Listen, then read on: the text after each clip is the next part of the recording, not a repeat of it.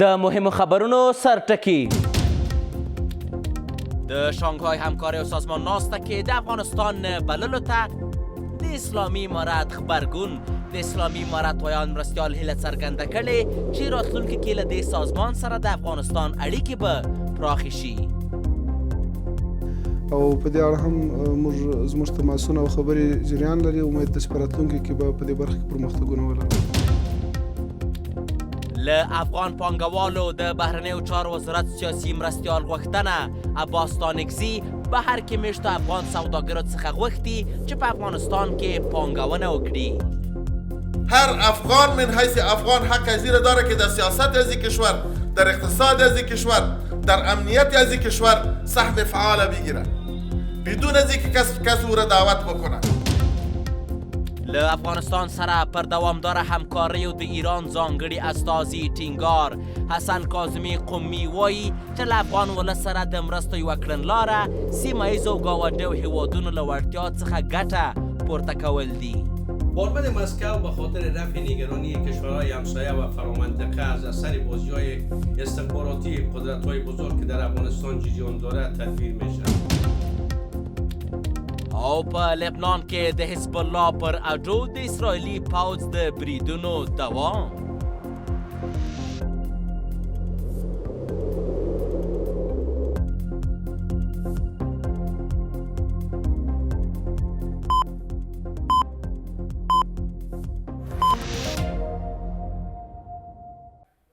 د سپېڅلي خدای تعالی په نام سلام، وخت مو په خیر. نن یک شنبه د 1403 کال د ترې د میاشتې 22مه چې د 2024 زیږدیز کال د اکتوبر د میاشتې له 14 نیټې سره برابره ده. درنو لیدونکو د 8 بجو خبري ټولګې ته له یک ټلویزیون څخه ښه راغلاست. زه یوسف خان لاله یم. د اسلامي امارت ویان مرستیال شانګهای سازمان ته د افغانستان د نه بللو په غبرګون کې وایي چې افغانستان په دغه سازمان کې څارونکی دی او د میکانیزم پر بنسټ افغانستان له دغه سازمان سره رغنده اړیکې لري. نوموړي هیله څرګنده کړې چې په راتلونکي کې به په دې برخه کې پرمختګ وشي. د سیاسي چارو ځینې کارپوهان د شانګهای د همکاریو سازمان په سرمشریزه کې د افغانستان پر نه بلنه نیوکه کوي او وایي چې په دا ډول غونډو کې د افغانستان ګډون د افغانستان حق دی. افغانستان د 2012 کال د جون په 9 د شانګهای د همکارۍ سازمان د څارونکي غړي په توګه شامل شو، خو د ایکسپریس ټریبیون په وینا په دې دره کې د هیواد غړیتوب د 2021 کال د سپټمبر راهیسې غیر فعال شوی دی. د اسلامي امارت د ویان مرستیال ویلي چې افغانستان د شانګهای همکارۍ په سازمان کې څارونکی دی او د میکانیزم له مخې افغانستان له شانګهای سازمان سره رغنده اړیکې لري. نوموړي همداراز هیله څرګنده کړې چې په راتلونکي کې به په دې برخه کې پرمختګ وشي. افغانستان په شانګهای سازمان کې د ناظر حیثیت لري. د افغانستان اسلامي امارت د شانګهای سازمان له غړو هیوادونو سره د دوه اړخیزو میکانیزمونو له لارې رغنده اړیکې لري او په دې اړه هم زموږ تماسونه او خبرې جریان لري. امید ده چې په راتلونکي کې به په دې برخه کې پرمختګونه ولرو. دا ځل به پاکستان د روانې میاشتې له 15 نیټې څخه تر 14 نیټې پورې د شانګهای د همکارۍ سازمان د 23مې سرمشریزې قربوي. د پاکستان د بهرنیو چارو وزارت اعلان کړی چې په دې غونډه کې به د چین، روسیې، بیلاروس، قزاقستان، قرغیزستان، ازبکستان او تاجکستان لومړي وزیران، د ایران د ولسمشر لومړی مرستیال او د هند د بهرنیو چارو وزیر ګډون وکړي. دغه وزارت وایي په دې غونډه کې به د ترکمنستان د بهرنیو چارو وزیر د ځانګړي میلمه او د منګولیا لومړی وزیر د څارونکي په توګه ګډون وکړي.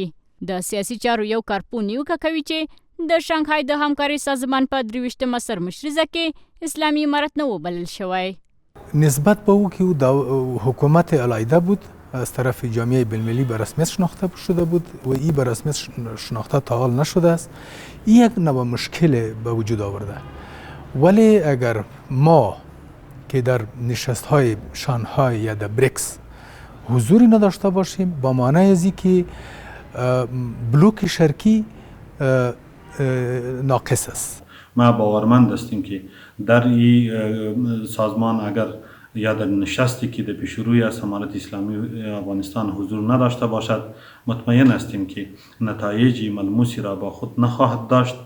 یو بل تنکارپو په دې اړه وایي چې په دا ډول غونډو کې د افغانستان ګډون د دغه هیواد حق دی. در چنین تعاملات اگر افغانستان ایگنور میشه و یا فراموش میشه نه به نفع کشورهای منطقه است و نه به نفع افغانستان و مردم.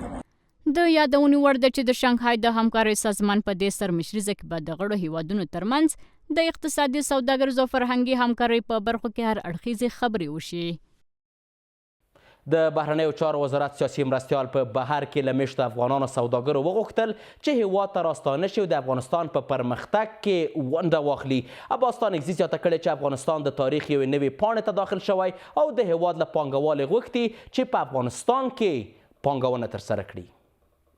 د بهرنیو چارو وزارت سیاسي مرستیال شیر محمد عباس ستانکزي په کابل کې د وچې میوې ټولنې چارواکو معرفي کېدو په ناسته کې یو ځل بیا له هیواد څخه بهر افغانانو څخه وغوښتل چې هیواد ته راستانه شي او د افغانستان پرمختګ کې برخه واخلي. نوموړي د عمومي بخښنې فرمان پر دوام ټینګار سربیره وویل چې د ټولو هیوادوالو ځان او مال خوندي دی. لله الحمد امارت اسلامی عفو عمومی را اعلان کرده. عفو عمومی معنی زمینه داره که حکومت با هیچ کس کار نداره. هر کسی که هر چی کده حکومت کشان حساب نمیکنه. به خاطر از اینکه خونریزی بند شود. هر افغان من حیث افغان حق از را داره که در سیاست از این کشور، در اقتصاد از این کشور، در امنیت از این کشور سهم فعال بگیره. د بهرنیو چارو وزارت سیاسي مرستیال د هیوادوالو ترمنځ پر یووالي ټینګار سربیره زیاتوي چې افغانستان د تاریخ نوې پاڼې ته داخل شوی او په هیواد کې د افغانستان د پرمختګ ښه زمینه برابره شوې ده. نوموړي د هیواد له پانګوالو وغوښتل چې په هیواد کې پانګونه وکړي. در صفحه جدید تاریخ باید فیر مروی نباشه. در صفحه جدید تاریخ باید تعصب قومی نباشه، تعصب مذهبی نباشه، تعصب سمتی و لسانی نباشه. همگی ما با هم برادر هستیم. چیزی که بسیار مهم است در ترقی کشور ما، در تعالی کشور ما، در صلح و امنیت کشور ما او وحدت ملی است. ما خو بارها گفتیم، بازم میگه میزنم. ښاغلي ستانکزي د هیواد په وزارت خونو کې ستونزې مني او وایي چې په هیواد کې فساد د پام وړ کم شوی دی. از این پروسه میوه خشک، اتحادیه میوه خشک اونا بعض شکایت‌های خود کردن، گفتن که در بعض وزارت‌ها و در بعض سکتورها مشکلات است. بله شاید باشه، اینا شاید کمشه گفته باشه، از اینکه شاید زیادتر باشه. مگر اینا ناشی از این مشکلاتی است که ما در 40-45 سال در این کشور خود داشتیم. افغانایی که بیرون از خارج هستند تنها بیان به کشور زندگی کنند و یک مکانیزمی، یک پروگرام به خاطر کارشان، اشتغالشان، فعالیت‌هایشان، فعالیت‌های سیاسیشان وجود نداشته باشه. بدم زندگی مرفه بهتر به خارج از کشور هم داره. اگر میخوان به کشور خود بیا و وطن خود بیا و از مهاجرت و از غربت نجات پیدا کنن، باید یک کابینه دائمی ساخته شود در افغانستان. د بهرنیو چارو وزارت سیاسي مرستیال دغه راز د مرکزي اسیا هیوادونو څخه وغوښتل چې نړۍ ته د افغانستان د سوداګریزو توکو لیږد لارې چارې برابرې کړي. ښاغلي ستانکزي په ډاګه کړې چې اسلامي امارت هم له جنوبي اسیا سره د مرکزي اسیا هیوادونو نښلولو په برخه کې هڅې کوي. په افغانستان کې د ایران سفیر او استازي ویلي چې د مسکو د شپږمې غونډې مهمې موضوعګانې له ترهګرۍ سره د مبارزې او د افغانستان په بیا رغونه کې له اسلامي امارت سره مرسته وه. د نوموړي په وینا سیمه ییز ظرفیتونه او د ګاونډیو هیوادونو همکاري کولی شي په افغانستان کې شته ننګونې هوارې او د افغانانو د کډوالۍ مخه ونیسي. د افغانستان په چارو کې د ایران سفیر او ځانګړی استازی حسن کاظمي قومي وایي له سیمه ییزو ظرفیتونو څخه ګټه او په افغانستان کې د مشکلاتو د هواري لپاره د ګاونډیو هیوادونو ملګرتیا او له ترهګرۍ سره په مبارزه کې له اسلامي امارت سره مرسته د مسکو فارمټ د شپږمې غونډې له مهمو موضوعاتو څخه وو. نوموړي له ایرنا خبري اشان سره په مرکه کې ویلي چې د سیمه ییز نوښت د یوې برخې په توګه د مسکو د غونډې غړیو هیوادونو د افغانستان د بیا رغونې او د افغان کډوالۍ د مخنیوي په اړه خبرې کړې دي. ګاونډي هیوادونه د سیمه ییز نوښت په بڼه سره راټول شوي او ترڅو له ترهګرۍ سره د مبارزې په برخه کې له افغانستان سره مرسته وکړي او دا مسئله وڅېړي چې څنګه د دې هیواد د بیا رغونې لپاره لومړني شرایط برابر او د کډوالۍ مخنیوی وکړي. خو د نړیوالو اړیکې شنونکي د سیمې هیوادونه د نړۍ د قدرتونو تر اغیز لاندې بولي او وایي چې دغه هیوادونه د افغانستان په تړاو عملی ګامونه نشي پورته کولای. پارلمان مسکو به خاطر رفع نگرانی کشورهای همسایه و فرامنطقه از اثر بازی‌های استخباراتی قدرت‌های بزرگ که در افغانستان جریان دارد تدبیر میشه و چون این کشورها تحت تاثیر قدرت‌های بزرگ هستند نمیتونن مستقلانه در مورد افغانستان و به رسمیت شناختن طالبان یا تعامل با طالبان هم عمل کنند. بنابراین با این نشست‌ها تلاش میکنن اما نگرانی‌های خود رفع دادن.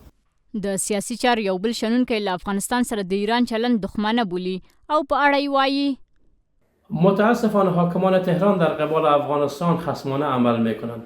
در استیج بین‌المللی صحبتشان مبنی بر تفاهم هست اما در کارزارها میبینید که او خلاف موضوعات صحبت میکنند. اگر میخواین افغانستان را حمایت بکنند پای خود بالای گلون افغانها چرا میمانند و اگر منافع مهم هست طبعا منافع جانبین مطرح بحث باید باشد. تقابل‌ها از طریق گفتگو راه حل پیدا میشه. اگر چنین نکنند طبعا که تاوان اعظمی را خودشان خواهد ببینند. د افغانستان په اړه د مسکو شپږمه غونډه د تلې په 14مه نیټه د روسیې په کوربتوب د اسلامي امارت د بهرنیو چارو وزارت سرپرست امیر خان متقي او د چین، هند، ایران، قزاقستان، قرغیزستان، پاکستان، روسیه او تاجکستان په ګډون د افغانستان په اړه جوړه شوه. د یادې ناستې په وروستۍ اعلامیه کې ګډونوالو هیوادونو د افغانستان د امنیتي وضعیت او په دغه هیواد کې د ترهګرو ډلو د شتون په اړه اندېښنه څرګنده کړه. هغه څه چې اسلامي امارت تل رد کړي او ډاډ یې ورکړی چې د افغانستان خاوره خوندي ده.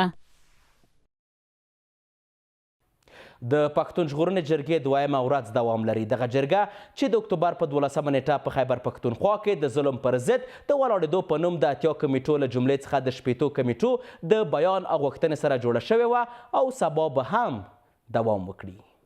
دا جرګه په داسې حال کې ترسره کیږي چې څو ورځې وړاندې اسلام آباد د دې غورځنګ پر هر ډول فعالیتونو او غونډو بندیز لګولی و. خو د پاکستان پر حکومت د خلکو له فشارونو وروسته اسلام آباد اړ شو چې د دې غونډې د اجنډا درځونې لپاره یو باصلاحیته پلاوی وټاکي او په لاندې شرایطو کې د ترسره کېدو اجازه صادره کړي.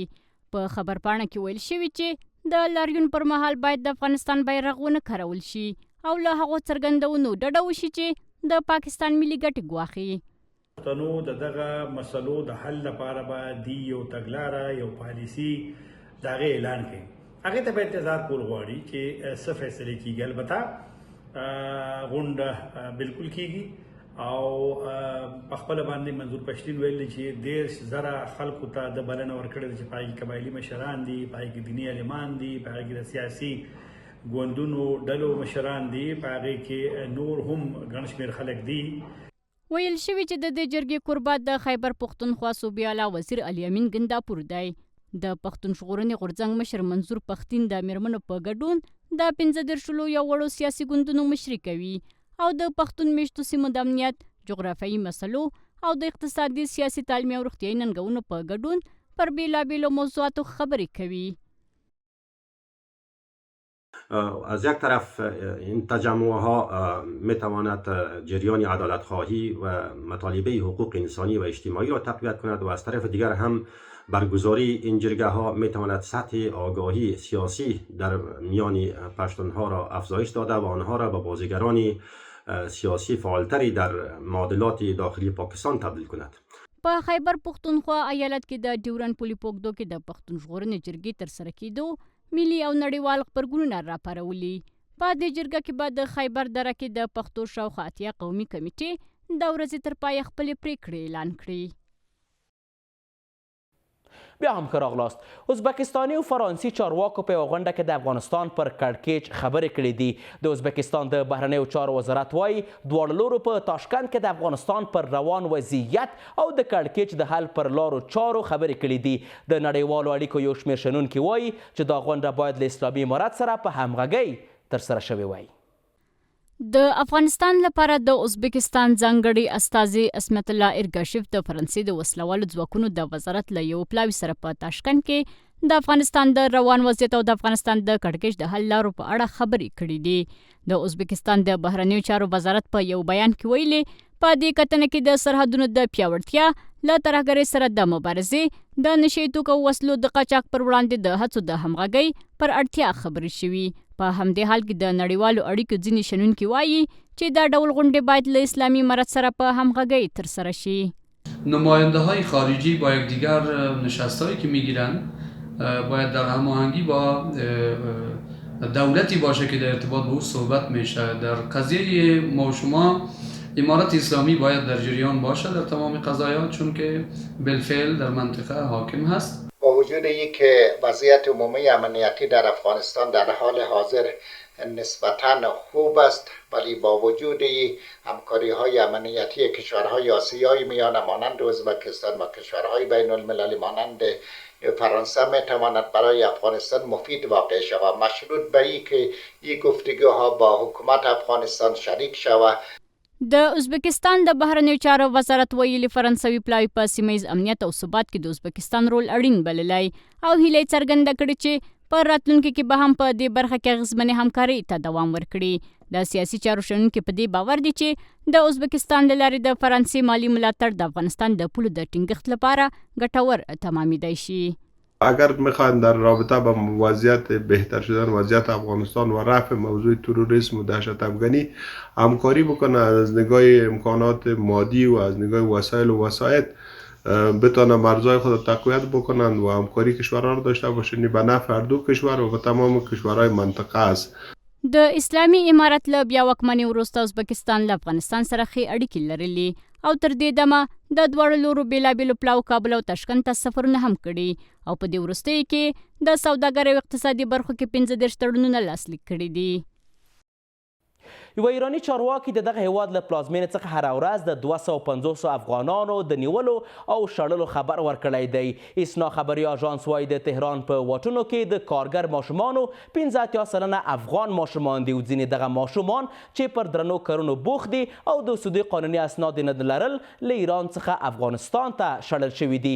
په ورته وخت کې د بهرنیو چارو وزارت سیاسي مرستیال عباس ستانکزي له افغان کډوالو سره د ګاونډیو هیوادونو په ځانګړې توګه د ایران او پاکستان چلند ناداناله بولي او له دغه هیوادونو یې غوښتي چې له افغان کډوالو سره نرم چلند وکړي.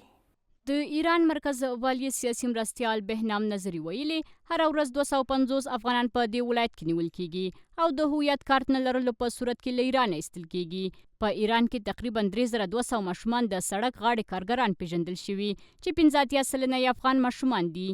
د ایران عدلیه وزارت د ماشومان حقونو د ملي ادارې سکرټر علي کاظمي له اسنا خبري اژانس سره په مرکه کې ویلي چې د زده کړو او مالي ستونزو نشتوالی د دې لامل شوی چې ماشومان په سړکونو کار وکړي.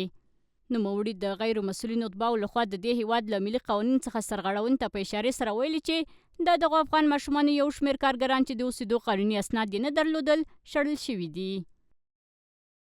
بزرگترین مشکلات کودکان افغان کار اجباری است که این کودکان به دلیل فقر خانوادگی مجبور هستند به کارهای شاقه رو بیاورند و از یک طرف این کودکان با تبعیض و برخورد نجات پرستانه در ایران مواجه هستند و از طرف دیگر هم با مشکلات گوناگونی این کودکان در ایران دست و پنجه نرم میکنند. ښاغلي کاظمي زیاته کړې په سړکونو کې له هغو ماشومانو کار اخیستل کیږي چې پناه غواړي. د ماشومانو بېغوري او له زده کړو بې برخې کول د قانون له مخې جرم دی او که له قانون سره سم عمل ونه کړي بیرته هیواد ته لیږدول کیږي. په همدې حال کې د بهرنیو چارو وزارت سیاسي مرستیال عباس ستانکزي په دې غونډه کې ویلي چې ګاونډي هیوادونه په ځانګړې توګه ایران او پاکستان له افغان کډوالو سره ناسم چلند کړی او له دغو هیوادونو یې غوښتي چې له افغان کډوالو سره ښه چلند وکړي. اگر در این قضیه کمبود مدارسی وجود دارد باید سازمان‌های بین‌المللی به این قضیه ورود پیدا بکند تا بتواند در بحث آموزش با دولت جمهوری اسلامی ایران به کمک این دانش آموزان بازمانده در مواردی که کم مانده است اینها هم بتواند از این خدمات آموزشی در این کشور بهره مند شود. دا په داسې حال کې ده چې ایران د افغان کډوالو د ایستلو لړۍ ګړندۍ کړې او هره ورځ سلګونه کورنۍ له دغه هیواده ایستل کیږي.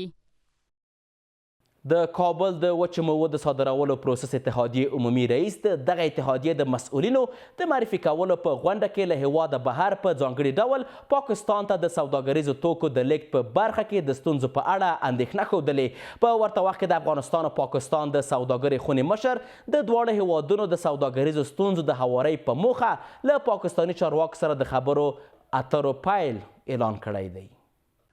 دلته د کابل د وچو میوو ټولنې چارواکو معرفي کېدو ناسته کې د دې ټولنې رئیس له هیواد څخه بهر په ځانګړې توګه پاکستان ته د سوداګریزو توکو لیږد کې له ستونزو اندېښنه څرګنده کړه.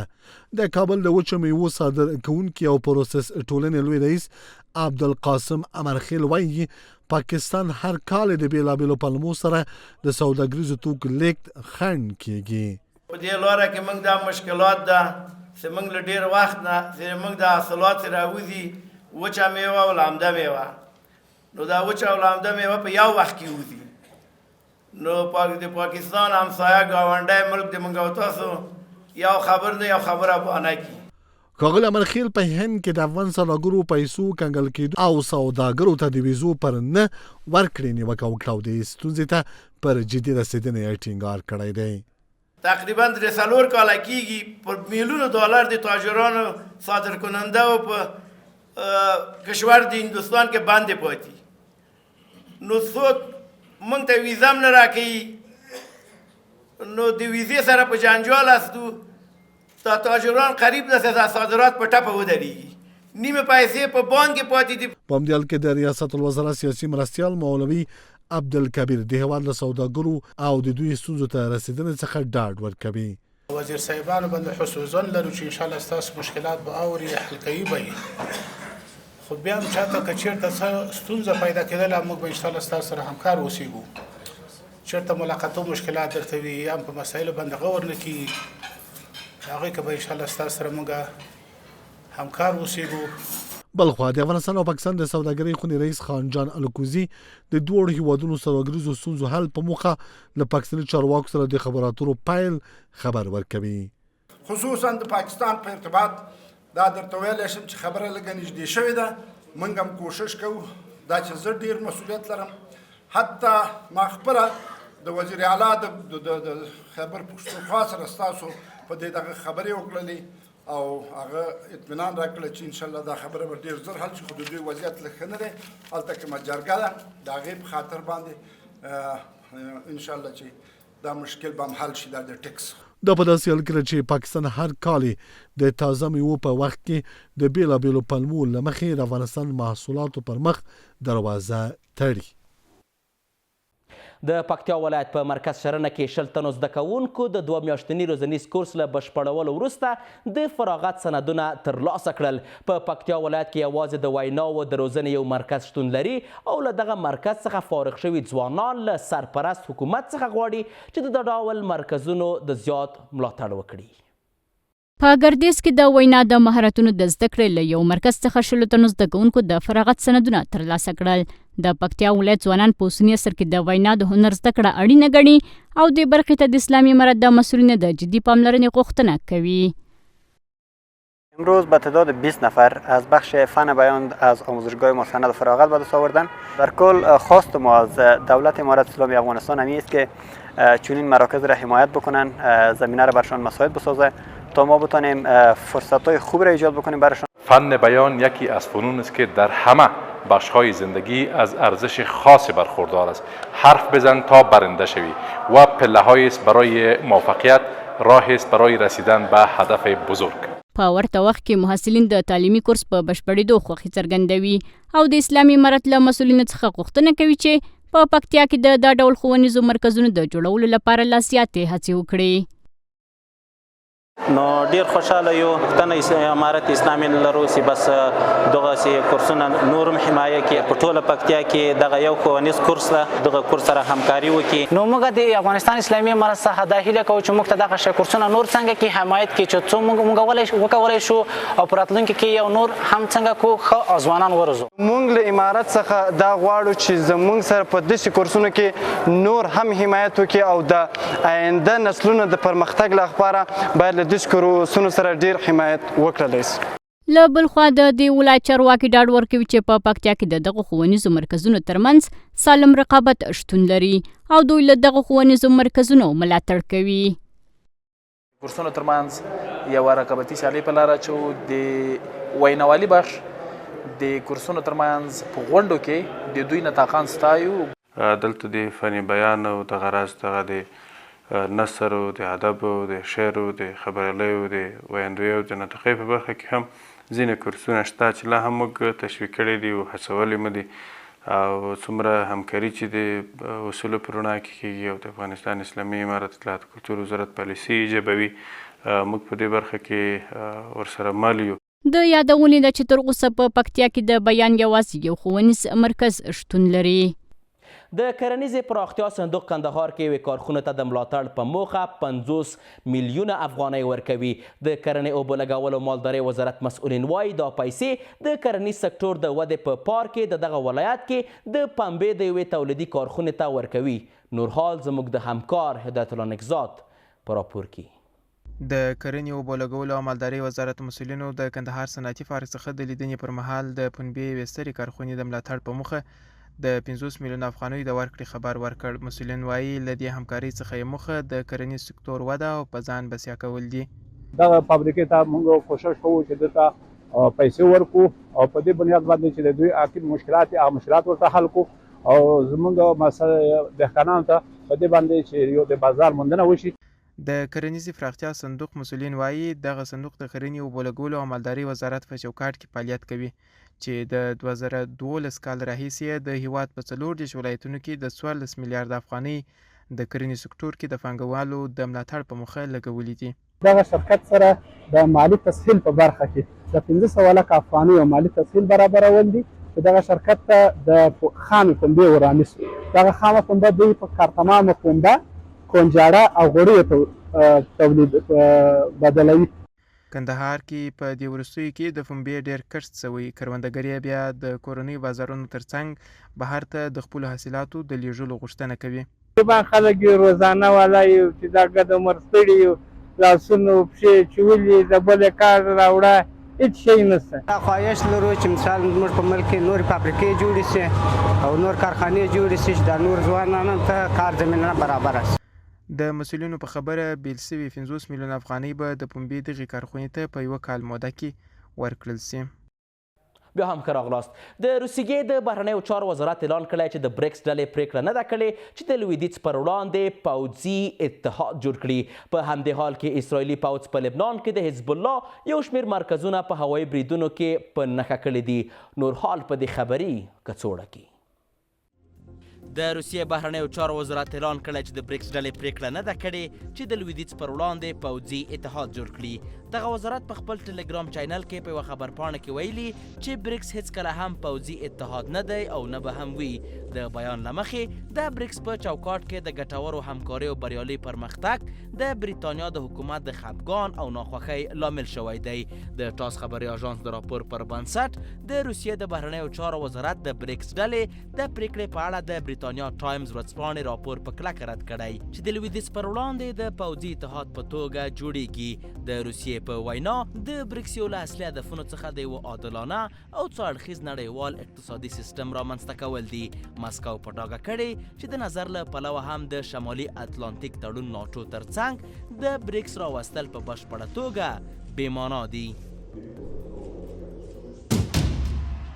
د امریکا را روانه ولسمشریزو ټاکنو ته نماینده کاملا هریس ویلي چې هیڅ وخت به اجازه ورنکړي چې ایران اتومي وسلو ته لاسرسی پیدا کړي. د راپورونو له مخې میرمن هریس یهودي رایه ورکوونکو ته ژمنه کړې که چیرې په ټاکنو کې بریالی شوه دا به د دې ډیپلوماسي وي او ټینګار یې کړی چې اتومي وسلو ته د ایران لاسرسی نړیوالې ټولنې لپاره جدي ګواښ دی.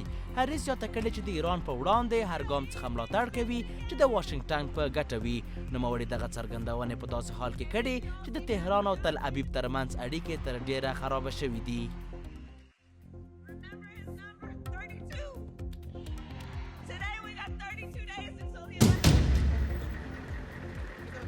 ایرانی رسنیو راپور ورکړی چې د دې هیواد د ولسي جرګې مشر محمد باقر قالیباف لبنان ته د خپل سفر په ترڅ کې د لبنان لنډمهاله لومړي وزیر سره له لیدنې وروسته په بیروت کې د اسرائیلو له لورې بمبار شویو سیمو څخه لیدنه کړې ده. دغه سیمه تېره پنجشنبه د اسرائیلو تر هوایي بریدونو لاندې راغله او پکې لږ تر لږه 22 تنو خپل ژوند له لاسه ورکړ. قالیباف له دې سیمې د لیدنې په ترڅ کې ویلي چې په دې وضعیت کې د فلسطین او لبنان ولس ملاتړي دي او دغه ملاتړ ته به دوام ورکړي. قالیباف په داسې حال کې له بمبار شویو سیمو لیدنه کړې چې د اسرائیلو پوځ دغه راز د دې هیواد پر سویلي سیمو خپل بریدونه روان ساتلي. درنو لیدونکو د 8 بجو خبري ټولګه پر همدې ځای پای ته ورسېده. تر بیا کتو په الله پاک مو سپارم. ښې چارې ښه وخت ښې شوي.